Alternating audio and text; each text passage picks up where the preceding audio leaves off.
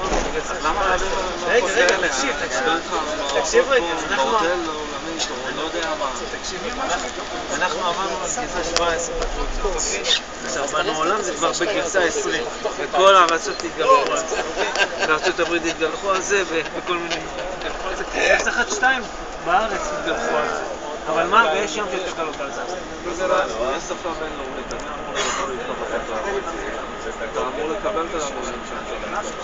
רון, זה רון. סליחה, אתה לא זוכר את הבעיה עם המסתנים שכבוש האירופים? שגרז לא ידע לאכול את זה בהסכמה? זה לא קשור, זה מי שהחזיר לך את האירופים זה יס. גם הוא עבר אצלו 5 זה. דבר איתו עכשיו עם זה גדולה.